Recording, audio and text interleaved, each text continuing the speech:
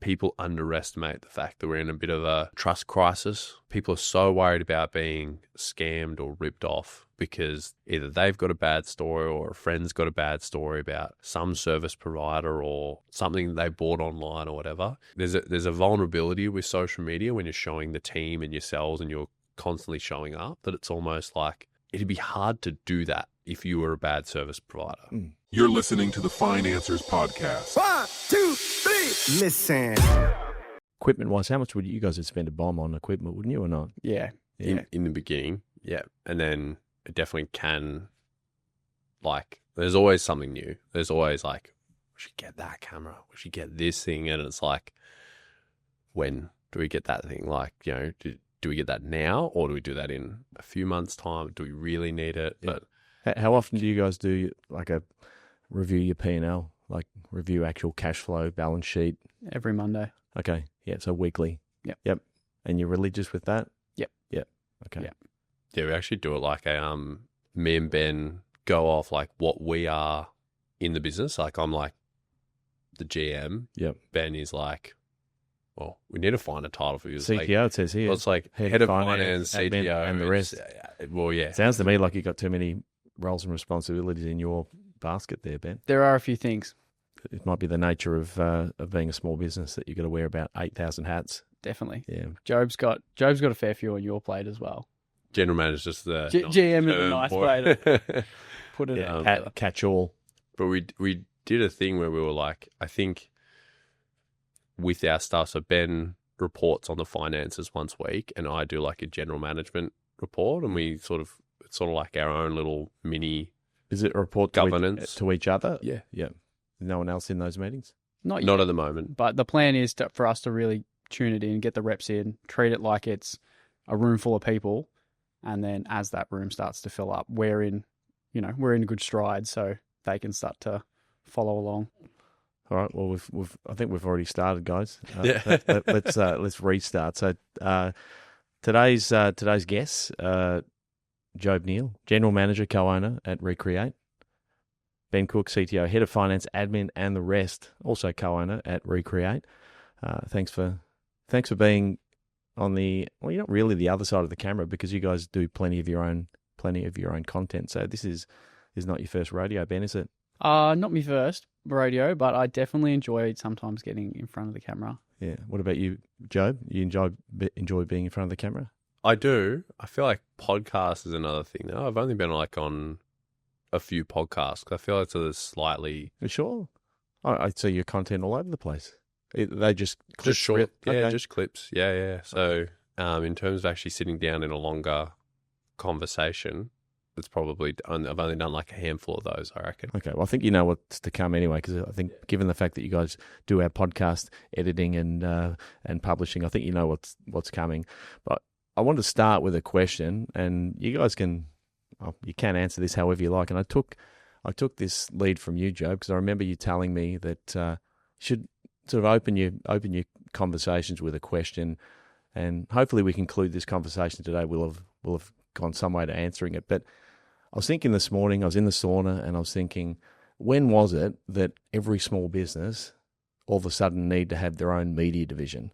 Like, what's happened? When did it occur that all of a sudden, as a small business owner, a financial planner, an accountant, a real estate agent, a cafe, when did we all have to start being, media producers and content creators in our own right? It seems like it's now just the norm. It's something that every business they've got to have a finger in that pie, otherwise they're probably going to be left behind. Am I reading that right? What are your thoughts? Well, I think you're reading it definitely right. I think like to speak from my side of how I see it, I'm really keen to get your thoughts on this, is like, we obviously, there was the time when the TVs came out, DVDs, we were all watching the box, and there's the natural evolution of that. We've moved on to cinemas, and we had, obviously before that you had stage shows and everything. So that concept of consuming a life that isn't ours has been around for a long time. And I think it naturally just progressed onto, Facebook came out and people were sharing their personal lives to people in their network. And then it started to become more than that. It was, okay, this is a place and a tool now that I can put my business on and reach more than just what's in the paper or what's on the billboard. And then naturally, things like the technology progressed more and more and more, and the platforms iterated over time to realize what they could be. And I think that's the point where it really, the needle started to shift away from this concept of the social platforms were just a personal thing, a way for you to share your personal life with more people in your network. And I think like the key time was when I think it used to be called Vine, which is now TikTok, really did that brand switch, and we just saw so many people flood onto social media and just start consuming it just as much as they would TV, or more than they do TV. As a business owner, and I'll let you answer this question or the initial question, Joe, but I mean, it can be overwhelming. I mean, I know, and I have an interest in this business, so I've got an interest in making sure that it's well represented. But for a lot of people out there in business land, it can be overwhelming to think, now we not only have to operate our business, but we have to have a social media channel or channels to actually promote what we do. Otherwise, we're going to be left behind. When do you think that the change happened? I've probably got two views on it. I think there's it definitely shifted a lot in the last 1 to 2 years. I suppose in Australia, we really saw that shift where, I think in America, it happened earlier, where more businesses know that they need to start doing this sort of stuff. But I also think that content, generally, Gary Vee has been talking about, content is king for the same message for 15 years, maybe longer. So I think that's always been a thing. I think the awareness that people need to get onto it has happened more so now. I think it feels overwhelming when you're looking at it from the side of I need to be the videographer, the graphic designer, the social media manager, the strategist, the web designer. When you're thinking about all of the elements of media and you needing to be the expert as well as the face of it and everything as well, I think that's when it feels overwhelming, and that's how most people are treating it, rather than most of the other stuff in the business. People go, well, yeah, I'm going to get a bookkeeper, I'm going to get an accountant, I'm going to get these other people that can be the people that advise us and help us along the way. I'm not going to try to take on this whole thing by myself. Well, it seems like it's a cultural shift, isn't it? There's accepted outsourcing responsibilities in a business that small businesses have accepted. You bookkeeper, accountant, maybe your banker, but social media marketing for small businesses particularly, it has not been something that's readily been outsourced. And I know from experience, and I've shared this with you guys, that our first foray into social media was us doing everything, exactly as you said. Some of that's a little bit of OCD as a business owner. I want to know how things work. But we were doing this podcast on our phones, on a Zoom recorder, but also then doing the editing, which again became overwhelming. Now I'm grateful for having done it, but there's a tipping point. And that tipping point for a lot of businesses where you realize you can actually spend your time's much better spent doing the things that actually generate revenue for you as a business. So for a financial advisor, it's actually being in front of clients and seeing clients.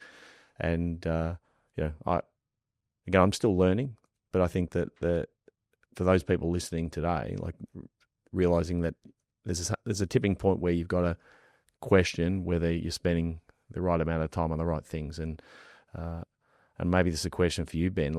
What sort of uplift are you seeing? Or what sort of clients are you guys seeing? Well, we might eventually get to you telling us a little bit more about Recreate before we jump straight into these things. But let me start with this question of what sort of businesses, what sort of clientele are you seeing coming to you, and are they having a similar story? Is the genesis of why they need to engage Recreate similar, or are people coming from all different directions? I mean, people are definitely coming from all different directions. People come a lot of the time with a very specific solution that they require. They go, I want this brand video because I think this is going to be the thing that helps me with my problem, or I want to start a podcast because someone else has done this and this is going to be my solution that helps for me. But with all of them that sort of come in, it's getting down the same way you do, right? With all of your meetings with clients, is get down to what are you doing it all for? What is the purpose? What is the intention? And what are all the different ways that, not the best, what are all the different ways that we can approach this problem?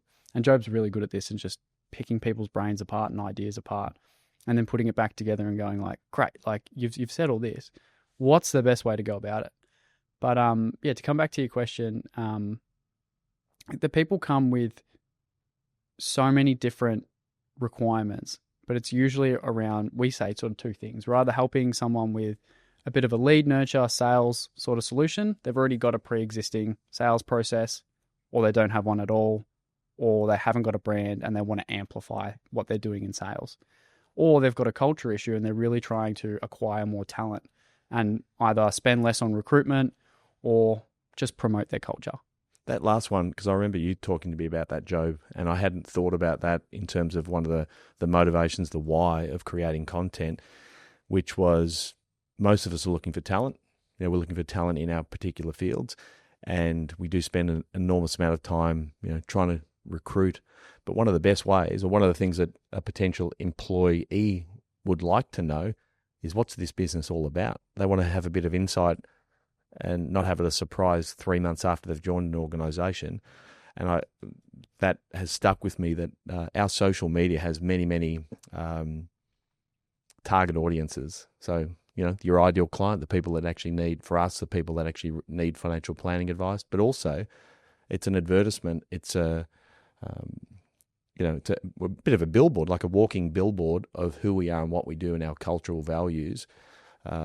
Are you seeing that more? I know Ben mentioned it, but are you seeing more and more you're trying to influence a lot of the businesses that you operate with to do exactly that?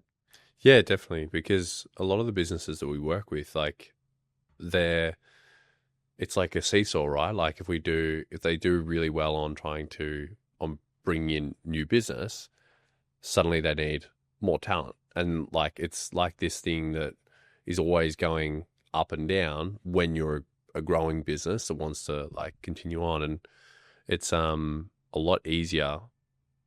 Yeah. How much easier is it when a new client comes in and they understand, their objections are already pre-handled. They understand how you guys work. They're sold on the ways that you guys do things. Starts to become less of a question of like, oh, I'm going to price shop and try to go against all these other people. Like it's similar on the talent acquisition side, that you get people come in, they're like, I don't know what I have to do, but like, I want to work for you guys. Like, I know what you guys are about. I know how you work, and I want to be a part of it. Like there's almost like, I'm not even looking at anyone else. I'm not trying to shop my salary around and everything like that. I'm bought in on you guys. So yeah, we're trying to educate a lot more people around this, because I think people still really look at social media just as client acquisition. Yeah. And advertising, like it's, like some people, even on the client acquisition side, there's a lot of people that don't think about all the things around that it contributes to. Like, all the different levers that we look at is like, there's new leads at the top of the funnel, which is what a majority of people look for. There's converting people from the current audience, which a lot of people also look at, and some people try like combine these two into one thing and think new person has to immediately turn into a new client, which just isn't, as we know, just isn't really how it works. There's reducing the sales cycle. Like, can we be educating people so it doesn't take them as long to realize that they need to work with us? That's going to massively increase cash flow and revenue coming through. If we can increase the conversion rate of the amount of people that are coming through the top of the funnel into clients, like, can we influence that? So there's a lot of levers that they're the main ones that we look at. It's not just put out a post, get a client. It's just not as simple as that. Well, I think that last statement is really important for people to hear, because when people think about content, I think the idea is that it's potentially a silver bullet. Like, one magical post is going to lead to an enormous influx of new clientele, when the reality is that it's almost like the death by well, that's probably not the right analogy, but it's the sort of the incremental actions of, the social media presentation, the podcast, blogs, word of mouth. It's the cumulative effect of all of those things that I think adds weight to why people actually want to come and see us as a business, and why potential employees want to come and work for us. And I think we've done a particularly good job there explaining the value of actually engaging someone that actually knows behind the scenes of what you need to line up to make sure that content, that reel, that piece of content actually hits the mark and has a purpose. Because I know there is, and you guys would have seen plenty of it, where it is just, and I remember vividly having sort of conversations with you guys about how we were just kind of scattergun approach. You just try to catch and kill everything without, as you said, Ben, like a clear sort of target audience. Why are we doing what we're doing? And yeah, I'm sold. I'm a huge advocate, and it probably is going to come across this way in this conversation. But I couldn't recommend you guys more highly, but also that people, even if it's not you, that people are starting to think about, how do I look to engage someone outside of the business to give some support in our branding, our social media, and our content.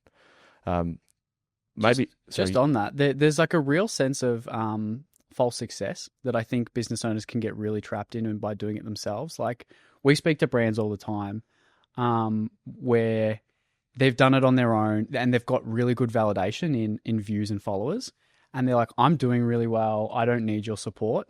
But then you really, you spend the time with them, they open up and they're like, oh yeah, I've got no strategy to monetize this. Like, I haven't been able to convert any of my followers to any business, but I'm getting millions of views and I'm getting all this. I'm like, what is it all for? Like, why are you spending like, they're compromising half of their week to film content and do it themselves, and taking time out of their business to build this thing where they've got a brand and followers and views, but there is no strategy.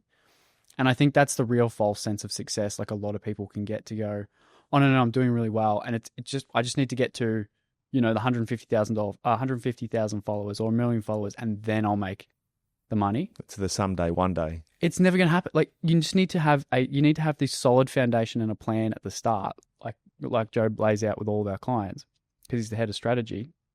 And it's, how are we capitalizing on the audience? How are we tracking it? How are we measuring it? And looking at those statistics that he looked at before and going, if we're not seeing success after 1, 2, 3 months, how are we pivoting? How are we doing something else?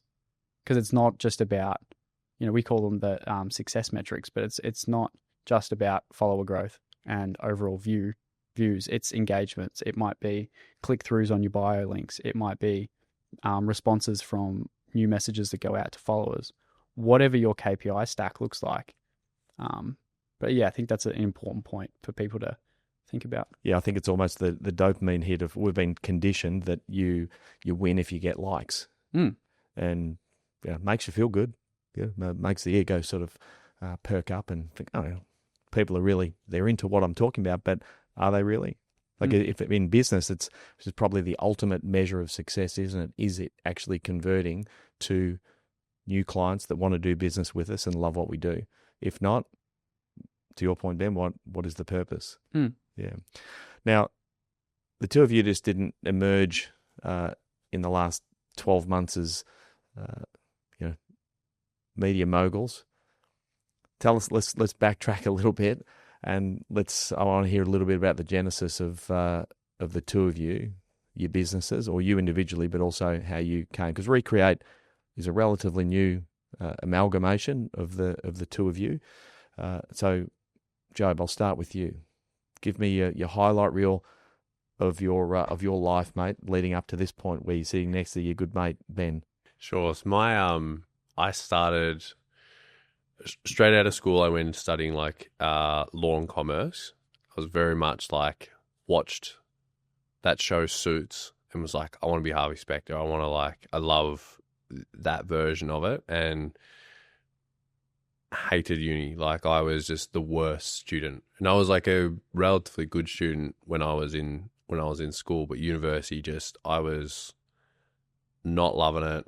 Wasn't a good student, and me and a friend of mine started coming across these YouTube videos of all these, like, do drop shipping, you can make $1 million, 20-year-olds are making millions of dollars selling stuff online. So we started, buying these courses and going down that route. And we had some pretty good success. We didn't know how to run a business or like manage inventory or do any of that sort of stuff behind the scenes, but we could, we were relatively good from the beginning around advertising, building up a website, looking at how to get it to convert and stuff. So we had some like months where we were doing like $80,000 a month in revenue, which for like 19-year-olds, we were like, thought we were kings of the world. Like, we just thought we were on top, but we weren't keeping any of the money. Like, the money was going into the next month's ad spend, and then that product would go down the next month. What were you selling? We had like teeth whitening kits. There was this thing that you would put on like for people that had multiple fishing rods in one bay, you would put this thing on and it would like let you know when it had a tug, kind of thing. All these weird niche products like that. A few kitchen things like this thing that you could put on, like a glove sponge type thing. Didn't care about any of them. Like, I was just young and I was just like, just thinking about making money. I was like, cool, seems like a good product.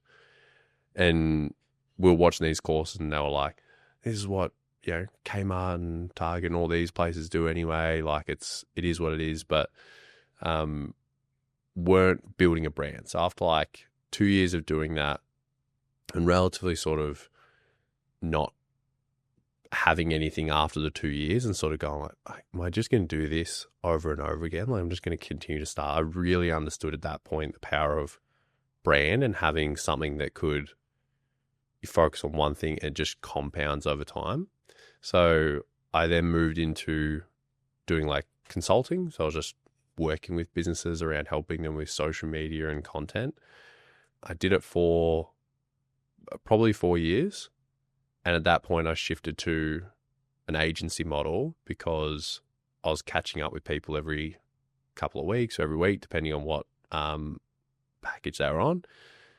And there's a lot of people that just coming back and they'd only made like a small amount of movement. I was like, if I could just go in and take care of the filming of the camera, tell them what to say and take care of the editing on the back end. Like, because I was like, I feel like I'm almost going to be charging the same for me to catch up with them and try to coach them through doing it themselves.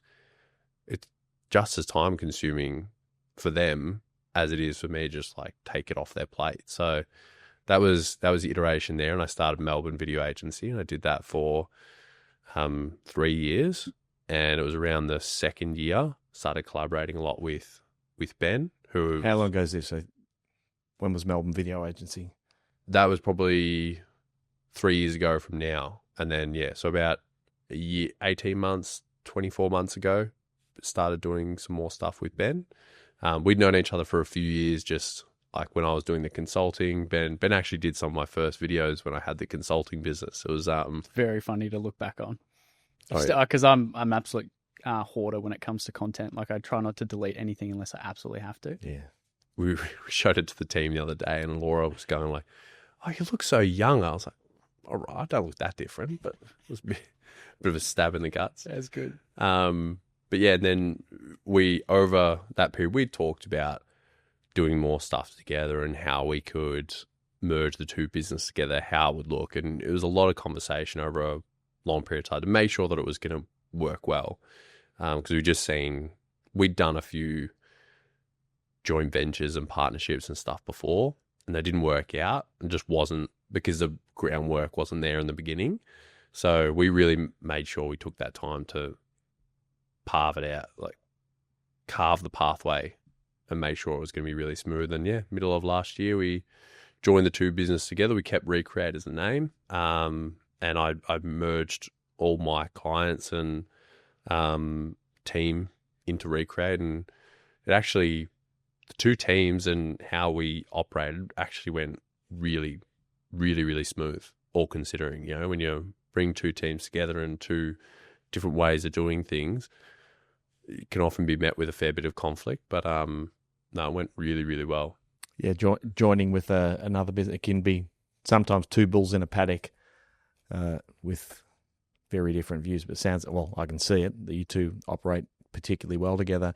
Ben, your genesis, mate, leading up to the same point. I mean, I've got a fascinating journey. Oh, I say I've got a fascinating journey, but the audience will decide that.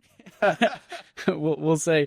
But I started pretty young, so I started my business when I was 15. It was called Inflex Photography at the time, and I was an absolute nerd. Believe it or not, I had a full head of hair, and I was an absolute nerd. Didn't get invited to the parties, but I had this passion for photography. A little bit of context: I did something like timber top. It's called Alpine School. I spent all of year 9 in the snow. And I essentially we learned about ourselves. We did a disc profile back then, which is fascinating to look back on now. And I met a guy called David Tatnall, and he inspired me to do photography. Came back, and the school that I was at didn't offer it. So I basically started my own business, started to learn with my own skill sets, and did that for... Was David Tatnall a teacher? He was a wildlife photographer. Okay. Where'd you go to school? Oberon first, and then I moved to Belmont High School. Okay. But he was, the wildlife photographer at Alpine School. And basically came back to Geelong, and I was doing, 21st birthdays, 18th, people's 40th that my mum knew. And then as I was turning 18, it was my sister's 21st. So I hired another photographer to do the birthday for her. And he comes in and he goes, I know exactly who you are. I know what you're about to do when you turn 18. I know I have all the contracts for the clubs. How about you come and work for me instead? I was like, sure. So I did that. I learned a lot underneath him for a long time. It was more of a full stack agency back then of, your web design, your Google ads and all that sort of stuff. So I had an opportunity to learn a lot. And then ultimately moved away from that opportunity and really started to progress on to do a few other things. Always had the business. Worked a little bit in construction when I was moving away from that first opportunity. Did some civil labouring, did some carpentry, because I always wanted to be a builder. I love working with my hands. I love building things. And pretty much transpired into what was Ben Cook Creative. And Ben Cook Creative did a lot of things from photography, basic videography, events, and things like that. So that was sort of my pathway there, and always been in Geelong. I know a lot of like the small businesses that I've seen grow over the last sort of 10 years, which has been fascinating. And there's been some other, speed bumps along the way. I've opened a little bit of a real estate franchise with a national brand here in Australia that have a really good setup. But just selling homes, mainly just doing the marketing for real estate agents. So we'd go in and do the floor plan, site plans, photography, videography, and drone. And they had a really fantastic model and a really good structure about how they go about it. Just wasn't congruent with what I wanted to do. And then, basically had the studio at this time as well. So we have obviously the warehouse out at 24 Raptor Place, where we have a massive cyclorama and a podcast room and the Recreate office that is Geelong Photo Studio. And then what's a cyclorama? A cyclorama is essentially people will go and get a paper backdrop, and they'll want to take photos in front of it. And what the key thing is with the cyclorama, it acts just like a paper backdrop. Is this where we had our headshots? Yeah, where you have that where you have your headshots. You'll notice on the edge, rather than it having a 90-degree sort of point, it has that perfect curvature. So no shadows? No shadows. Okay. And we've got a 2-wall psyched, so you can get that infinity look. But around that time, that I was about year 3 in the studio, I really fell out of the love of the creative industry. I was at the point where I was like, I really need to make a life decision. You're having a midlife crisis as a 20-year-old. A 21-year-old. And I was like, I really need to figure out what my pathway looks like. And that's when the idea of, more of building out a team really came from, and working smarter, and not just trading every hour for just a dollar figure. It's like, how can you work smarter? How can you build a community and give the support that I didn't have growing up in the industry? And that was really the idea that sort of birthed Recreate, which is, create a better environment for creatives and give them a way to do things better. Yeah. Did you feel that midlife crisis in your 20s, did you feel as though that was because you were doing it all? Oh, definitely. Yeah, definitely. I didn't have Jobe by my side. It's in all seriousness, like, yes, I was trying to do too much on my own. And yeah, young, inexperienced, and just not learning fast enough, like not putting a time aside to learn fast enough. What's hard when you're doing everything? Totally. Yeah. But I'm guessing with hindsight, it's probably still the best grounding for what you guys do today. Oh, I'm so thankful. Like I'm very much a glass full sort of guy, and I look at every, poor scenario or bad scenario that's happened and really take the good from it. But they were some of the best lessons I've ever learned, because moving into, the relationship with Jobe, it's absolutely set us up for success. I wasn't a really good communicator. I could not look at people in the eye when I was younger. I just was so shy and so anxious, which carried on to, not being able to have hard conversations and all these other things you just need to be able to do in business. And I'm very thankful for all those lessons I learned, because now going into, the relationship with Jobe and the business partnership, I've been able to be so transparent and so open with, like, even the other day, he gave me a bit of a front stab. I was feeling a bit under the weather and I was becoming a bit short. And he goes, mate, like, I know you got things going on, but you just can't be that short with us at the moment. Like, and it's good. We have that relationship where it can just come up and it can be. He's about twice the size of you too, so he probably says that you're going to listen. We've got a boxing gym next door. We can sort it out if we need to. I've got my money on Jobe.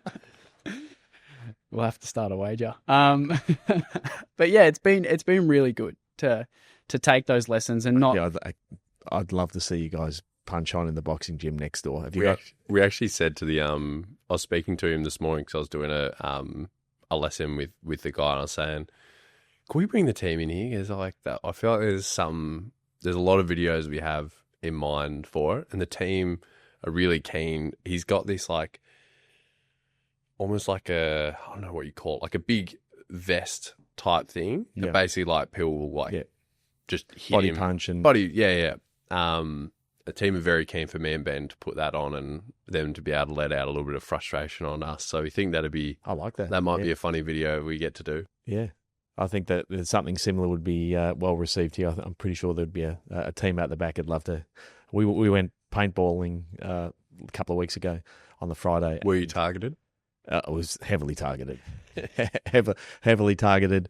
I've still got a couple of war wounds. We had some decent bruises. But it was so much fun. But yeah, I was definitely had a target on my back and on my head, and it was pretty hot. So we actually stripped off out of the overalls, and it was all bare skin. No way. Oh, yeah. And it was better than the heat. Honestly, it was so hot. It was about 35 degrees. We weren't allowed to take your mask off because of you lose an eyeball.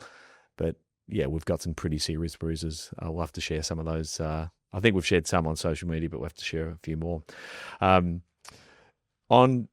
Maybe this is we've come to the point of the culmination of the two of you. Let's talk a little bit about what is the point of difference for Recreate. Like, who exactly are you, and what exactly do? You gave a bit of insight into some of your sort of strategic thinking with clients behind content, but for the lay person, the lay business owner out there, what exactly do you guys do? I think like the part of the merger between Ben and I came from like the two specialties we kind of had. Like, I was okay on production and better on the strategy, the tactics, like what we were really trying to like do with socials. And I think it's iterated a lot now, but beforehand it was the other way, I would say, for Recreate. Recreate was great on the production, had the gear, everything, and then like okay on the strategy and what we were trying to do. It was a bit more about like making nice videos, and then putting the two together, that because we really saw that as something that there's probably not a lot of businesses that we see out there that are in our space that do both. There's either like the people that are out there with phones and they do a lot of the trends and they can be really good with like working fast with different stuff, or there's the high-end guys that, to be honest, they really just want to do short films and stuff like that, and they do social media stuff to bring in an income to fund the bigger stuff they like to do. Mm-hmm. We've met a lot of those kind of people, and they have a disdain for social media and doing it, but they do it anyway. But their thing is more so around it has to be film quality. It has to be up here. So like we really see there's like that middle ground where like particularly like service-based businesses where people are going to be spending a fair bit of money, you know, and decent amount of trust and like financial investment. The content shouldn't look cheap. Like it should look like it's there's been an investment and there's thought and stuff like that, because that just implies, you know, a more established business and a business that cares about that sort of stuff. But also you need the strategy and the tactics to know that it's growing and it's not just nice looking videos as well. So that's probably where we really like to... High value content with a purpose. Yeah, it translates, the way I sort of translate it is we have the three core areas of the business where we work with businesses ongoing, like yourselves, to produce high quality content that's goal aligned and intentional and authentic, so that, you know, we can really keep you consistent and take away that sort of stress. And then in the other arms of the business where we focus on a similar sort of concept, high quality content that is intentional and is purposeful. And we do that in construction. So we document construction builds. So I've been lucky to have a client for nearly about 6.5, 7 years. And we've been capturing for them all of their projects, from basements to dam builds to roads to whatever it may be. And we have captured pretty much every stage of most of the projects that they can do. So the purpose for the content is great. It's great for LinkedIn and the fluffy marketing.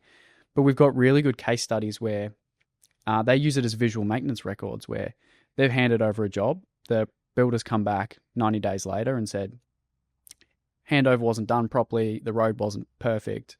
You need to come back on your expense, fix it. And they go, no, here's the photo at handover. It was perfect. And now they get paid to go back and fix it. So it's good for visual maintenance records because they have all the stages of most of their capability. When they're tendering, their tenders now go from a written tender to a visual tender.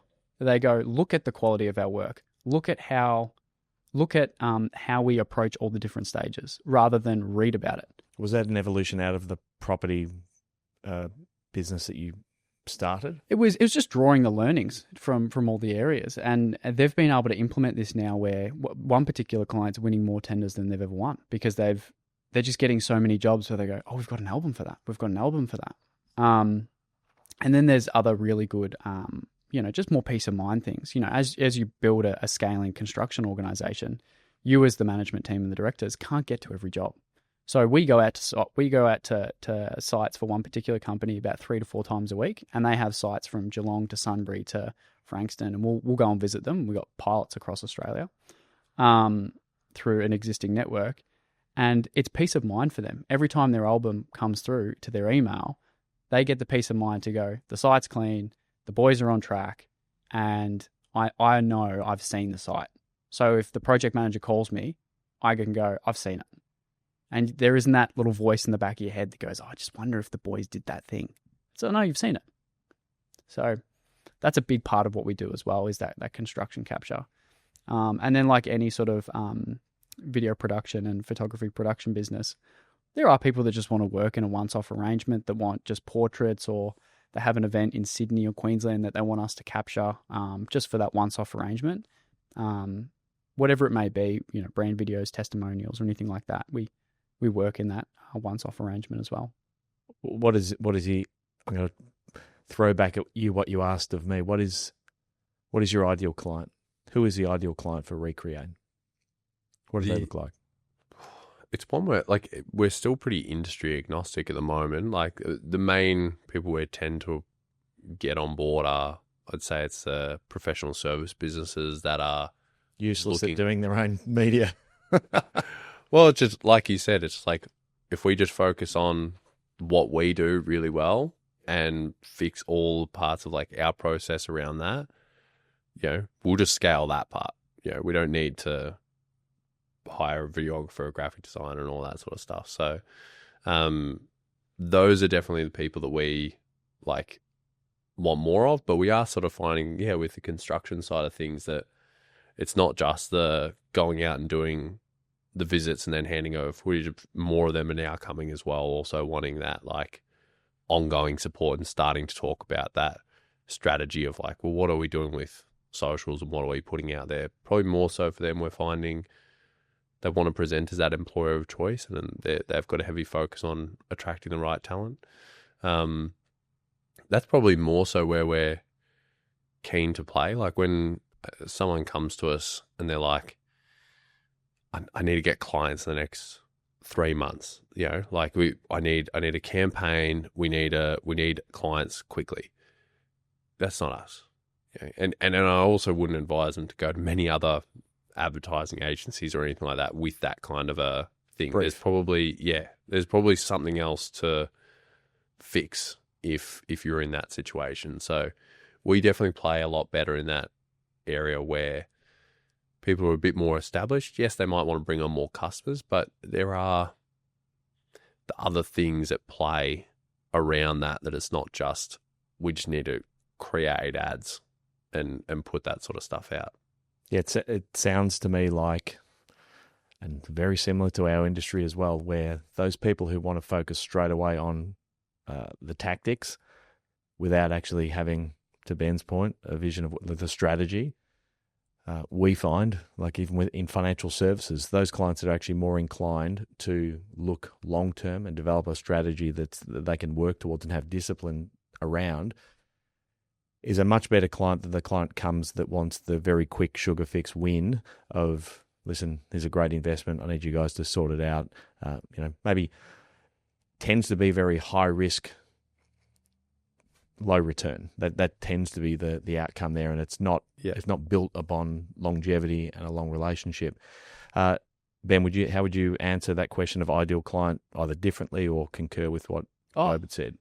We're definitely on the same page. It's professional service-based businesses, people that have misconceptions, people that have those common frequently asked questions. It's where you're in a service where there's so much education that needs to be done by the time the prospect gets to you. People talk about the scale of 0 is someone that's not going to pick up the phone, and 10 is going to be someone that crawls across glass for you. And it's we find that professional service-based businesses are really, a lot of their prospects are starting on the lower end of like a 0 or a 1.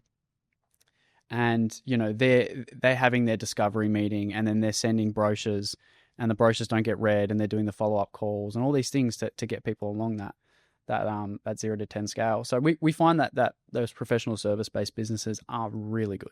Because, you've got people like lawyers, mortgage brokers, financial planners, accountants that sit on so much education and value. Yeah, and very, very low creative qualities, I'm guessing. Yeah, but they've got I find it so fascinating. Like you guys sit on so much knowledge, and you guys you're always so passionate. You just want to give and educate. And, you sometimes constrained by it, you can only give and educate to the people that you have access to. So I don't know, I look at it as very fortunate that we can like empower people like you to go, I'm just expanding the people that you get to educate. And that's, I don't know, that's part of, I suppose, that I'd add on to yours is, yes, we work with, I suppose, professional service-based businesses or, very broad. But I suppose the real criteria for us is, are you trying to be the best in your field? Not that you need to be the best, but are you just passionate to be the best? Are you thinking about it every day to go, how can I be that 1% better? Or, how can I do this for my team to make them better? It's people that genuinely want to be good and give back. One, because it makes our job so much easier because they look forward to it and they see it as a value exchange and something that is going to help them in their success versus looking at it and going, this is me ticking a box, it's a drain. So very much to your point around professional service-based businesses as well as construction as a bit of a side thing. but people that are just genuinely passionate about what they're doing. I like how you said that a lot of professional services are really passionate about educating, because I think, I don't know that that's actually that well known. And again, internally with our clients, we are super passionate. Like, we sit one-to-one with our clients, and I think it's off camera at the moment, but we've got whiteboards where we'll whiteboard ideas and brainstorm. But what that doesn't allow us to do is take those same ideas and that same passion and that same education and go from one-to-one to one-to-many. And I do think that is one of the missing links for professional services out there, that we're so passionate about individuals, and maybe they have a negative opinion of what social media or what content creation actually means. You're having to build like a false persona of who you are. I see it as the ability, to your point, Ben, of being able to take what you do unbelievably well with an individual and expand that and do that one to many. And I think that's the sort of the secret sauce in our business, is trying to, how do you scale what we do great individually? How do you scale and give people a bit of a peek under the hood of what we do, so that when it's time for them, when they are the ideal client and that's right for them, they go, Burke, Britton Financial Partners is the place that we want to go. We've got a couple of questions before we close out. My first one is, like, if someone out there is coming to you guys as a client for the first time, so they're a professional services business, maybe they've dabbled, maybe they haven't, what's the process of them engaging you and onboarding with you? What should they expect, and what can they get ready in advance of that to make the experience with Recreate a really valuable one? I'll go with you, Jobe.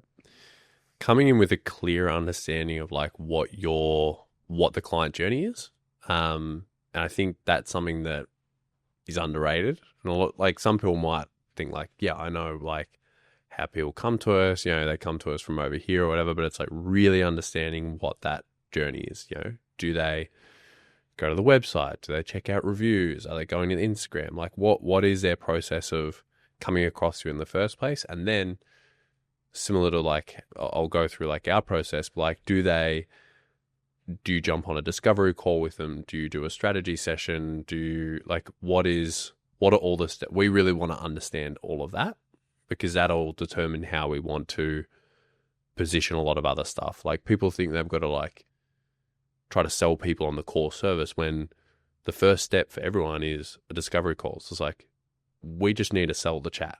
We just need to get you, like, I don't need to sell you on us. I just need to sell you on getting in the room to have a chat. And that'll do the job of maybe getting you over the line. So that's that, and understanding the people that you are trying to target, whether it's an employee or whether it's a client. The more understanding you have around like those two things that you can come into a conversation with us for, the better. We will then have a chat with you about like, what's the goal for the next 12 months? And like, most people will say like, oh, I want to bring on more clients. And then as we start to go through, it's like, oh yeah, I need this thing the conversion rate's not great. And, I also want to attract some great people. So they want to do all of it. And it's like, cool. What is the main bottleneck? What is the main constraint that we need to focus on right now over the next 3 to 6 months? And then we can start to set up some goals over like a 12-month period. We only start with people typically for 3 months, but I always like to have like a 12-month goal in mind, because I find that otherwise we just end up chasing trends and doing stuff for views and all that sort of stuff. So the first thing is crafting that strategy. We typically do that in like a 2-hour workshop. After that, pretty soon after that, we try to do a filming session with them within like 2 to 3 days after that, because we'll plan out the ideas, present them with the ideas to approve them. And then after that, edit the first video, make sure it's on brand, make sure they're happy with it, edit the rest of the videos. And we ideally posting within 10 days after that. So we try to really have a time to post is like the terminology we use. Like, most business would use a term like time to value. What's the soonest we can get to getting stuff out there and seeing how it performs, because a lot of people that batch create a lot of stuff with a media team, and they sit on it for like 3 months, and then they end up culling half of it. They start posting some of it. They post one post a week for ages, and just all drags out. It's like we need to get stuff out there and get some consistency. After that, really on the client side, the only stuff they have to do is show up to filming if they need to be the face of it. Otherwise, like, we might be coming in and organizing some of their team to be a part of it. Review the videos and make sure they're on brand before they go out, and catch up once a quarter to actually review the strategy and make sure that we're on track. And everything else we'll do and send over and like take care of for them. Ben, anything to add there? You've summed it up perfectly, Jobe. It's exactly how I'd put it. Is we're people at the end of the day. We're not trying to build something that is faceless, that is an AI chatbot or anything like that. We're people. So like, we love a chat, but we're also, we love a productive chat, and it's how best can you come prepared for that chat. So, you're getting the best out of us, and we're giving the best we can to you. So I definitely align with all that. Is just know your process, sales, know your customer, and if you don't, just get as much information as we can, because otherwise we'll spend that session trying to understand, and we might not be able to give you the best next step without a bit of, more research. So. Yep. I wrote process. So the process that's in your head about your client experience, document it. And I wrote avatar. So your ideal client, try at least to flesh out who that ideal client is, because most businesses, I'd argue, haven't really done that. It's kind of in their head. I think they intuitively know it, but forcing you to actually put it down on paper it's a bit of an challenging exercise, because it's confronting when you've got three people in the business that all have a different view of what your ideal client is. So I think I think you both nailed that. Last question, guys. What is the most, I know, Ben, I know you like innovation, and I see you with your meta glasses on there. But what's the most recent innovative idea you've seen or you've implemented with a client? I'll ask you both the same question. That is a fascinating question. My head goes a few places.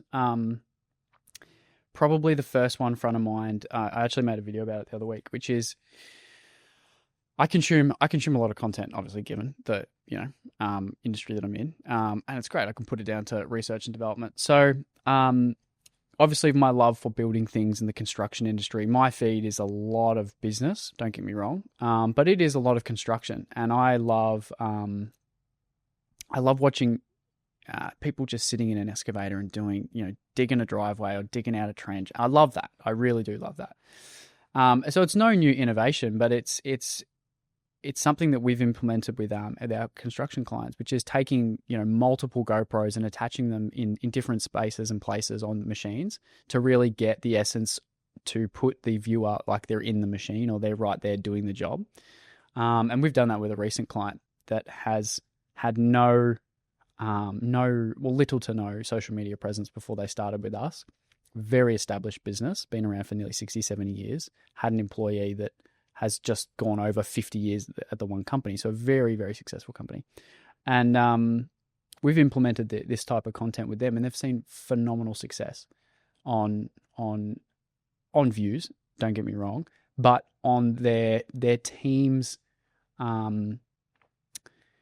feedback and their family's ability to see what their partners or their sons are doing at the job. Which for them has just been a brand increase overall. So brilliant. Jobe?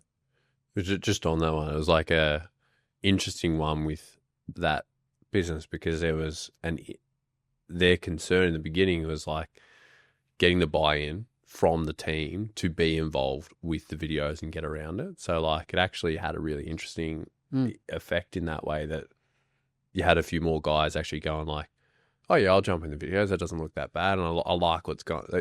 Now they want to be a part of it. Like, people don't want to be left out. They want to like belong. So it's one of our core needs. So it's an interesting effect that one had. The one that comes up for me was we had one of our clients was launching a new business, and we just got to lean into like all of these different like puns and things like that for his name. So like he's Paul Snow. So we led into like a lot of things around. We did this video where we dressed him up like a Game of Thrones character, like Jon Snow, and did like, you know, snow law is coming, like the winter is coming stuff. We did this Snow White thing. We did Snow worries. Yeah, Snow problem. We did a lot of different things, just playing on the name and just like getting it out there. And that was an interesting one from like how much, I suppose, with metrics that we can see, there's always like the hidden metrics as well. It's like the amount of people that messaged him behind the scenes and spoke about it to him because they were seeing it, but it doesn't necessarily, we could kind of see it through reviews, but they're not commenting or doing other stuff. So it's hard for us to actually really see that. But he's come back to us and said how much of an impact that's had from, you know, the footy team that he's a part of, his kids' basketball team, community that he coaches, like all these things behind the scenes, that stuff in amongst some educational stuff as well has just built a lot of goodwill and trust and personality that makes him sort of like not the typical lawyer, as well as awareness. Like a lot of people, the feedback that I had from him last week was people didn't realize I was a lawyer. They've seen that and they've laughed at it and they've realized I'm a lawyer. And then they flick across to my other content where I'm really serious and they go, oh, you can actually help me with that thing that I'm dealing with at the moment. So it's this interesting dynamic of, you know, attraction piece and then education, which is converting. So it's been a fascinating exercise because, like you said the other day, everyone loves to laugh. Most people love to laugh. And yeah, it's been a fascinating exercise to marry up our skill sets with a little bit of comedy. Yeah, and like we said earlier in the conversation, I think it's the cumulative effect of all of those things, like the cumulative effect of having educational content together with some engaging, humorous content, together with, and don't forget, that still one-to-one connection that you have with clients. I mean, I would say that still the majority of our clients come through word-of-mouth referrals, but it's amazing when we talk to clients that have actually come to us via word-of-mouth referral. They've all subsequently, before they've seen us, have gone on to check us out on Google. They've checked out our social media content, and they've got, you know, awareness of maybe 3 or 4 other media streams that we have, again, to try to gain that social proof that we are who we say we are and that we're on brand and that the people that have referred them, what they see is supported by the person that's actually given them a referral to us. To come back around almost to your question in the beginning of like why we've moved to this like media company side, it's like why people need a media division. It's like everything else that we've done in the past around radio, newspaper, like letterbox drops, whatever sort of like advertising stuff that's been out there, I think people are gravitating towards this because it's the best sense they can get of who you are, what are you about, what are the people like that? Are they my kind of people? So like, and that's all it has to be. Like even with the stuff with Paul, like he's a joker. So like, and it's on brand. It's on brand. He's so happy to play with that. So like, people sometimes think when they're going to engage a social media company, or even if they hire a graduate that to do it in-house, that it means that they're going to have to start doing stuff that doesn't feel right, or they're going to have to start doing dances, or they're going to have to start doing stuff. It's like the only time we'll ever like, you know, push someone to try to get out of their comfort zone is when we think that is like, hey, I think this is, it might feel uncomfortable doing it on video, but like, this is you know what I mean? Like we want to show people this other side to you, that you're not just, yes, you're an expert, but you're also, there's a human side behind it as well. So, because I think people underestimate the fact that we're in a bit of a, there's a trust crisis in a way where there's so many people are so worried about being scammed or ripped off because they've got a bad story or a friend's got a bad story about some service provider or, you know, something they bought online or whatever. Showing there's a vulnerability with social media when you're showing the team and yourselves and you're constantly showing up, that it's almost like it'd be hard to do that without, if you were a bad service provider. I feel like it's almost like a renaissance of old school values, like individual one-to-one communication combined with the magic of technology. Like I truly believe that it is, and again, we've talked on a number of podcasts previously about AI and just the influence that that's going to have. I think it's actually only positive. I think the aggregation of those businesses that have actually very good belly-to-belly, one-on-one, relationship-driven, are happy to open up the hood and give you a peek inside and combine it with technology, which includes, obviously, media, marketing, social media. I think they will be the businesses that thrive in the future. So We totally agree. Yeah. Last call for comments before I close this one out. Ben, any other closing comments for your listeners? None off the top of my head. I mean, other than reining in the thing is, be authentic, be you. You know, there is always going to be a way that someone is selling through a course or trying to sell you as a service. Find your way and then find someone to support you with it. Well said. Jobe, Ben, thanks again for the chat. I'm sure we'll do this again, but thanks again for your support over the last 12, 18 months, and look forward to our joint and mutual success over the coming years. So well done, guys. Appreciate it. Thank you very much. Cheers for having us on. We hope you enjoyed today's episode. If you're keen to understand more about how financial advice could benefit you, follow us on Instagram, Facebook, YouTube, and Twitter @Burke Britton FP, or Google Burke Britton Financial Partners to check out our client reviews, testimonials, and make a time to meet one of our certified financial planners by clicking Book Now on our website. Thanks for listening. Any information contained in this podcast is of a general nature only. No account was taken as to the objectives, financial situation, or needs of any particular person. Therefore, before making any decisions, listeners should consider the appropriateness of any information with regard to their particular objective, situation, or needs, and seek advice from a licensed professional specific to their circumstances. PB Financial Solutions Proprietary Limited, trading as Burke Britton Financial Partners, are authorised representatives of Acumen Financial Planning, ABN 89051208 327, Australian Financial Services Licence 232706.